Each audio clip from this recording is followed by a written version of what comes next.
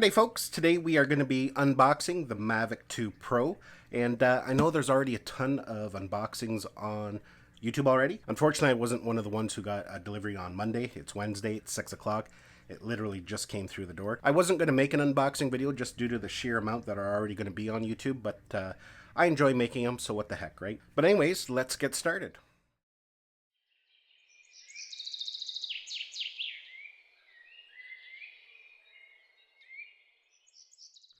So we're going to start just with the aircraft itself, Mavic 2 Pro. I will be ordering the Mavic 2 Zoom as well, probably in a week or so. So I will be able to do some comparisons on it.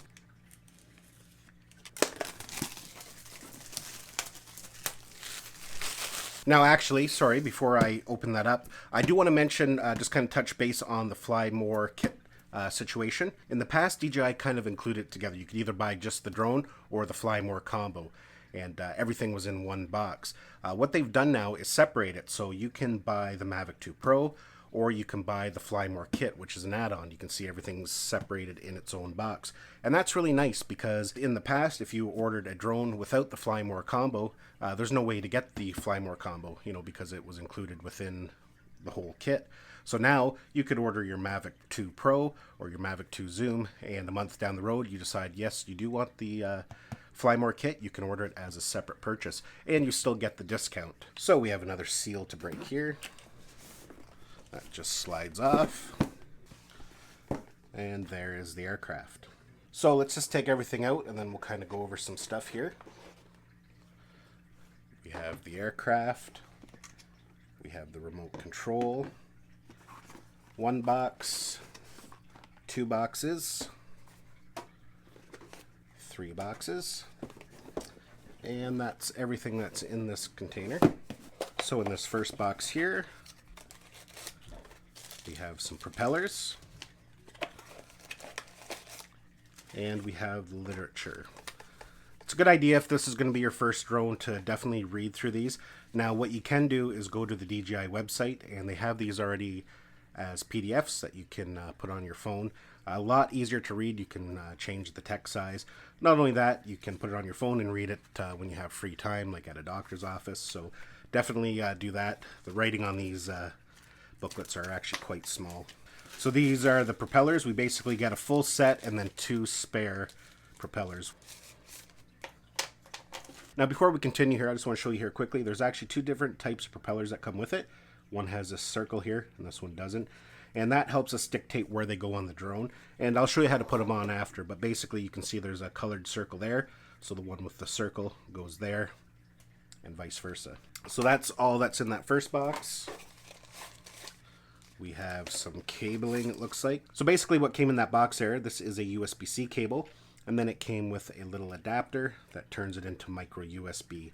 And again, just like the Mavic Air, the setup is kind of half micro USB, half USB-C. There's a USB-C port on the drone, but the controller is still micro USB. I'm kind of disappointed that they did that. I thought with a drone of this caliber that they would make the jump to USB-C, but I'm assuming it still has to do, they have a lot of these parts laying around and they want to get them used up. But anyways, so that's that there. And then inside this box here, we have the charging cable. So inside that box, we have the charger. And basically we have the power brick here, and we have the cable that you use to plug into the wall. Now one interesting change for this, which is really nice actually, you'll notice there's only one USB port there. And there used to be two, and Mavic Air has two there, one for charging the remote and one for charging a smartphone if need be. But what they've done here is they have integrated a charging cable right there.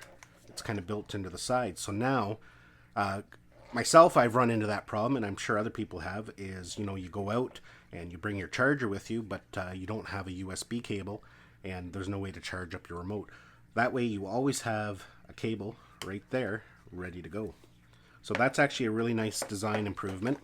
Really happy with that. So this is everything that comes with the main aircraft. We got our props, 6 props total, remote, charger, cabling, and some extra remotes, and the aircraft itself. Oh, I should mention these are for the remote, and we'll get into that in a minute. This is to make it compatible with whatever phone you're using. By default, it's set up for Lightning for iPhones. but it has a USB-C connector and a micro USB connector, so for Android users, you're covered that way. So I got all that stuff put aside, so now let's get into the Flymore kit. Like I said, this comes separate now, which I really like. And basically in this kit, you get an extra set of props, 2 batteries, charging hub, a car charger, a little adapter to turn your batteries into a power bank, and a case.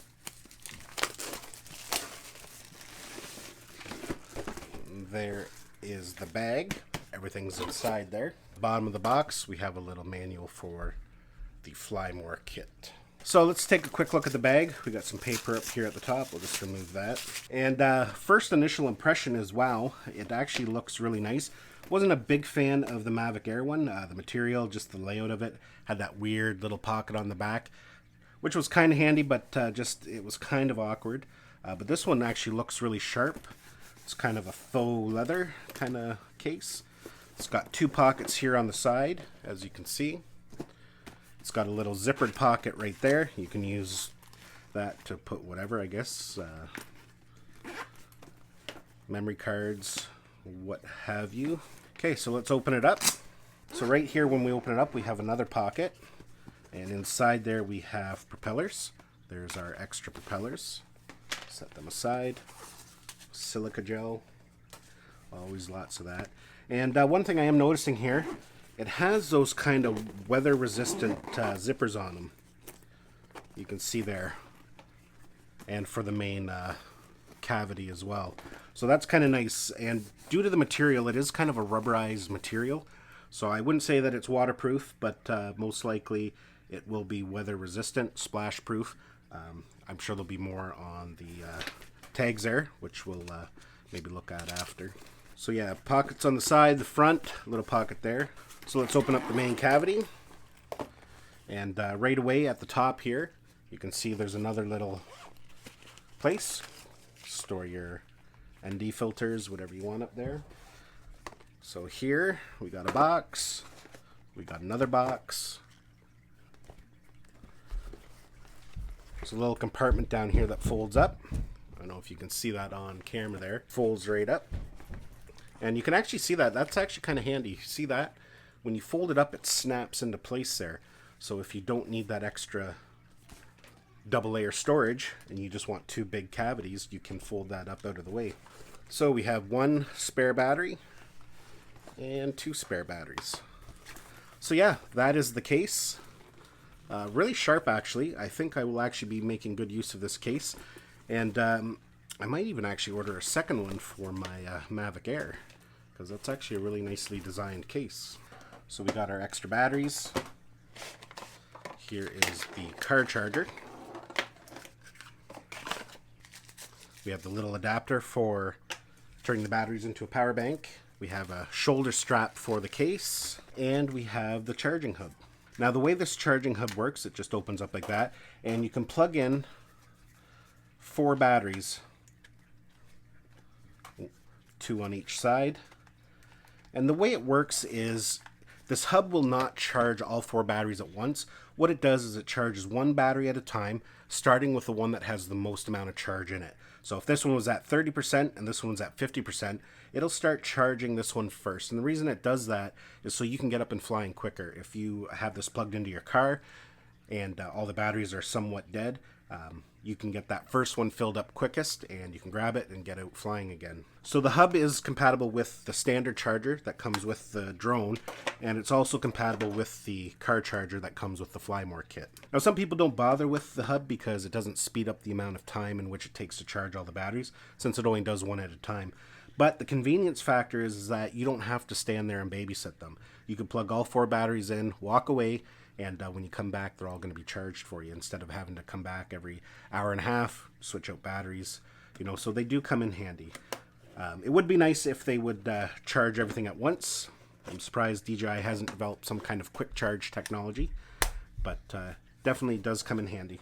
So let's just put all these little bits and pieces away here, and let's take a little closer look at the aircraft. Here it is here in its folded state. You can see we've got all kinds of little stickers that we're going to have to remove. So I opted to go with the Mavic 2 Pro just for the 1-inch sensor. And you know, the 1-inch sensor is going to allow a lot more light in and give you much greater dynamic range. And that's kind of what I was most interested in. So we'll just kind of open it up here, and we'll kind of talk about some of the new things. Like the original Mavic, it has some front-facing sensors, and on the back here it has 2 new sensors, vision sensors, as well as the side. On the top here we have an infrared sensor, and on the bottom we have the 2 vision sensors there, another infrared sensor, and new LED lights. The LED lights help it land and do its positioning in low light conditions when it's close to the ground. So that's actually really nice. That's new on the Mavic 2 Pro. Now, one thing I do want to mention here, that the 2 sensors on the side, and you probably have already heard this 100 times, but anyways, they're only used during active track, if you're using active track, or if you have it in tripod mode. And we'll talk a little bit more about that when we look at the remote control. Now on the side here we have a slot for the memory card. On the other side we have a little button to link it to the remote control. Here we have our USB-C port. Now mainly what the USB-C port on the side there is for pulling images and videos off the internal storage. This new Mavic Pro 2, the new Mavic 2 Pro comes with 8 gigabytes of internal storage, so that's a good way to get them off. It also for updating the firmware if you update it via the DJI Assistant. So now we'll take a look at the remote here. Take these stickers off, and they've changed the coloring of it. As you can see, it's now a 2-tone color, and it looks really sharp. I'm really liking the way that looks. Similar to the other ones, to the Mavic Air, the Mavic Pro, the DJI Spark, except obviously from those ones it has that extra screen there. Now there are some enhancements to this remote from the old Mavic remote, and basically the first thing here I'll show you is on the side here we have a toggle switch.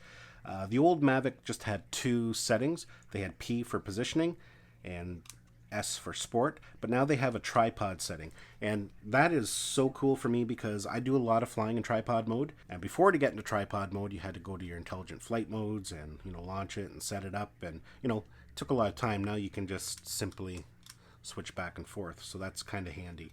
And when you're in tripod mode on the side, that's when the side sensors on the Mavic turn on. So we'll open it up here. Just like the Mavic Air, it has the removable sticks, makes for easy transport. It's got the lightning cable pre-installed, so if you're going to be using it with an iPhone, you just leave it as is. If you're going to be using it with something like an Android, you would pull this cable out and replace it with the appropriate cable. And this has been pointed out in many videos. Something new that they've done is they've got these little notches here, and that's new. And really handy because when you had an iPhone in there mounted, say, you could never press the home button because it was covered by this kind of lip there. But now with this cutout, you can actually press your home button. There's a grill at the front here allowing for heat to escape. So I'm going to go ahead and get a battery charged up so we can boot it up and update the firmware and run through that. Okay, so we have the battery all charged up now, and I just want to show you something here. If we press it, you can see it's all illuminated. That means that it is fully charged. It actually has 4 sections, and each signifying 25% charge. And that's different from the original Mavic. It had 4 lights on the front of the battery there.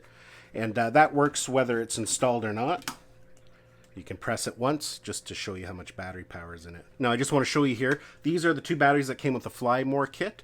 And if I press them, there's nothing. Even though there is a charge on these, most likely they got shipped with anywhere from 25 to 35% charge. They are in hibernation mode.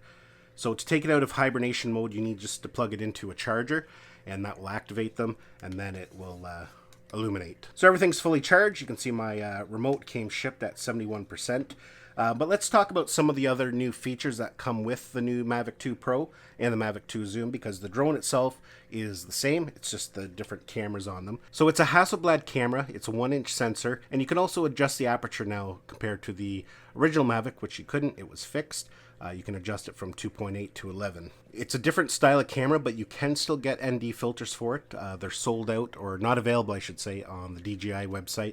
Polar Pro seems to be the most common that people use, and they have them available for both Mavic models, and but they are not shipping till September 22nd. Now with the Mavic 2 Pro, they're not as necessary. You still will need them from time to time depending on how you're composing a shot.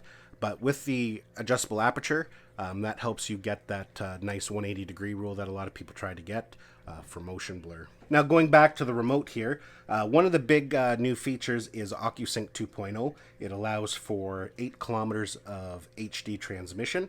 Now 8 kilometers is quite a bit. I don't know if I'll be flying that.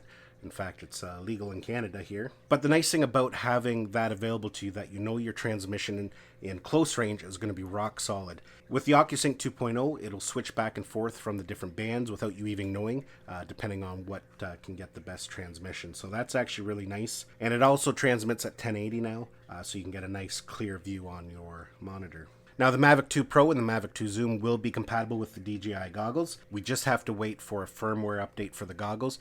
DJI says at the end of August, so any day now that should appear. It'll also be compatible with the Crystal Sky via a firmware update. Now one thing I do want to mention here, because there might be some that if you're upgrading from the original, you can no longer fly this with your phone. If you recall, the original had that little toggle on there. You could go from RC mode to Wi-Fi mode. Where the drone would transmit its own Wi-Fi signal that you can connect to your phone and then fly it. That's been done away with the Mavic 2 series. So I don't think a lot of people fly these with their phones, so I don't think that's a big issue, and that's probably why DJI removed it. Another point of interest that we should talk about here is, like I said, it's got all these new sensors on it. Now DJI is calling it omnidirectional sensing, so they're not saying 360 sensing. It has sensing in every direction for obstacle avoidance, but there might be some blind spots, and that's why they're calling it omnidirectional sensing. There could be like an area over here, or over here, or over here. It's transmitting either way, in front and back, but there could be a few blind spots where potentially you could run into something. But omnidirectional sensing, especially the one on the top here, makes it really nice, safe to fly. Especially if you're like me, I like to fly, do proximity flights, I call them. It looks really nice on camera when you're flying really close to something, under something. Having the one on the top there, like if you're going under a train trestle or under a tree canopy, you know, it will help hitting stuff. So we're going to go ahead and put the blades on. One thing I want to show you here quickly, this is that little adapter here. It can plug into your battery just like that, and that gives you two, you can see there, two USB ports. You can use this as a power bank now. You can charge your phone up with it, the remote, whatever you need. Like I said earlier in the video, you can see there's two different types here. One has that little circle, one doesn't. So we got two without and two with the little gray circle. And what we're going to do is match them up. You can see the gray circle there on the motor and the gray circle there. So diagonally, they're the same on each side. So to install them, you basically just line up the notches there and then twist them in, and they lock right into place. Just like that. So they go on pretty easy. And I like to go, after I put them on, I like to go over again just to make sure, double check that they're on there nice and securely. And when you're packing it away, they just fold in nicely like that. And then right into your camera bag. Now, just before we fire it up for the first time, I thought I'd just do a quick comparison to the Mavic Air.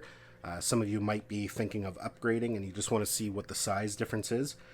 It's about double the size, but still very portable. So there's the top view, there's a side view. Definitely a little bit bigger, but very portable. So we're going to go ahead and boot things up, put everything together. There will be a new firmware update for the drone and the controller possibly. I'm not 100% sure. We'll find out. But it's definitely, you must do that in order to get all the latest features.